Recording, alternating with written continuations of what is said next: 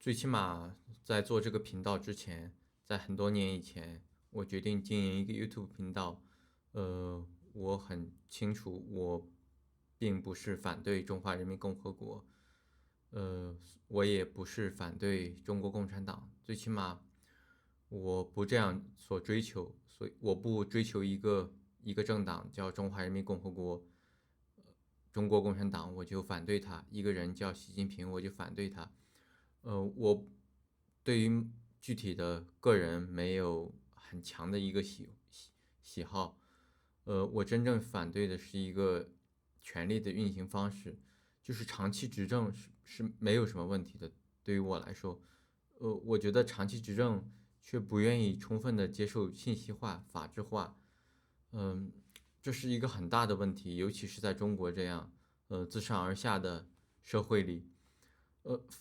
就是法治化和独裁，其实我觉得并不是很冲突，因为独裁是一个很广泛的指控，嗯、最起码在大部分时间它不影响法治化。一个国家要有一个高度集权的国家，更需要法律，因为它需要去治理社会、管理经济、去约束普通人、约束官僚系统，嗯，要处理纠纷，这并不冲突，有法律和独裁，所以对于我来说，我回答不了那种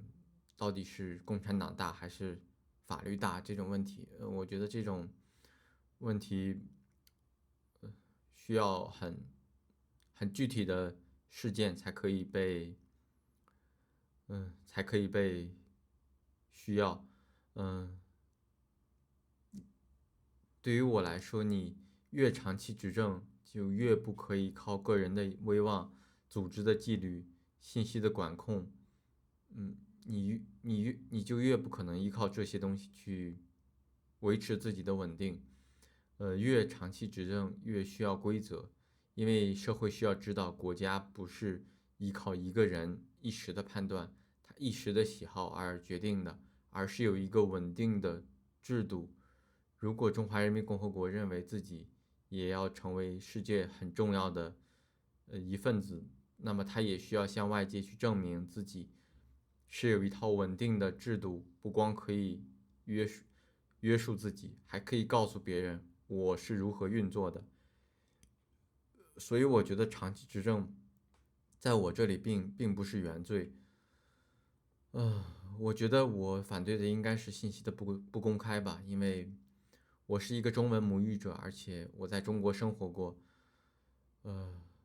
很多人会以为要求信息的公开，要求舆论的空间，要批评权力，就是要反对执政者。但是我不知道他们是如何划等号的。如果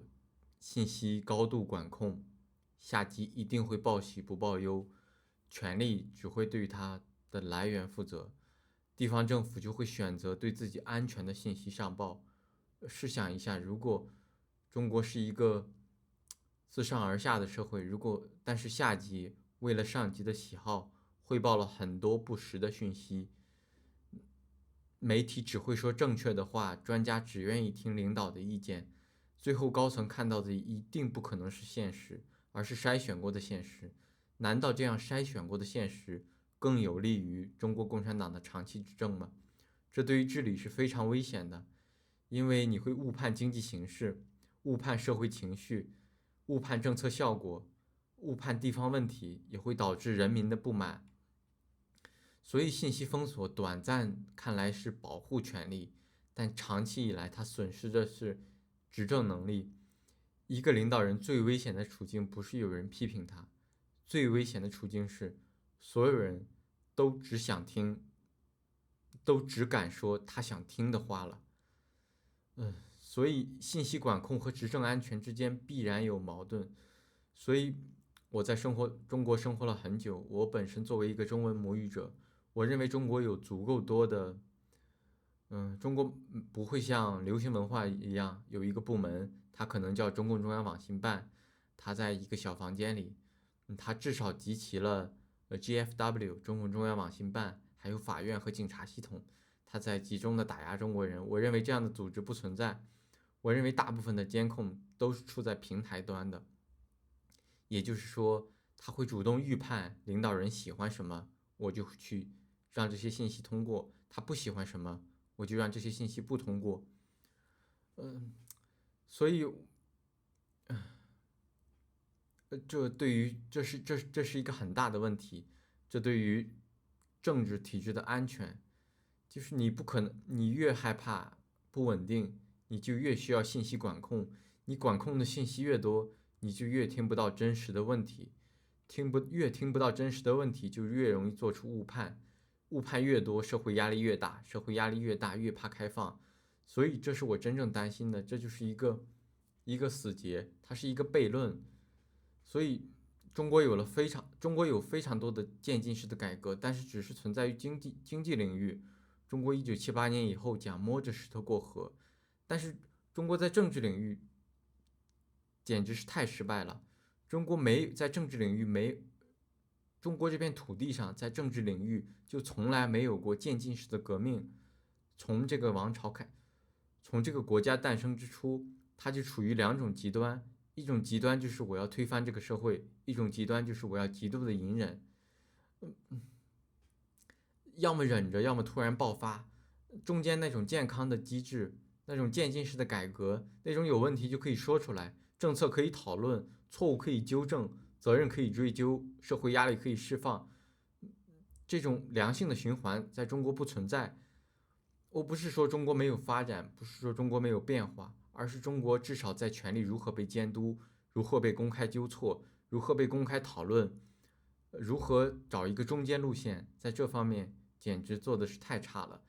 因为这个社会需要泄牙孔，任何社会都需要泄牙孔。美国也有问题，中国也有问题，民主制度本身就有它的问题，自上而下的体制也有问题。所以我希望在这么多年之后，我还是在做这个 YouTube 频道，我会回顾一种初衷，就是我们可以对具体的事情讨论，就是我不会说那种，就是如果我知道很多口号，但是我知道在中国以外有很多口号，但是你不得不承认一件事情，就是口号是无法治理社会的。如果你希望这个社会改变，还是要具体的，中华人民共和国境内的人民和官员去决定的。所以，我会对生活在中国以外的人说的话持有限的看法。我可能不会那么被原来那么像原来那么激进了。所以这可能是这些年的成长。所以回到最开始的话题，所以我已经不是单纯的反对共产党这个名字了。我也不是为了反对中国而反对。实际上，如果中国出了问题，对于整个社会都是一场对于整个世界都是一场灾难，而不是吗？所以，我已经不是很想去知道谁坐在那个位置上。我反对的应该是，如果这个制度长期存在，却不接受法律、事实、公众、制度的约束，那么一定是有风险的，不是团结的，而是沉默的。所以，不是在沉默中爆发，就是在沉默中死亡。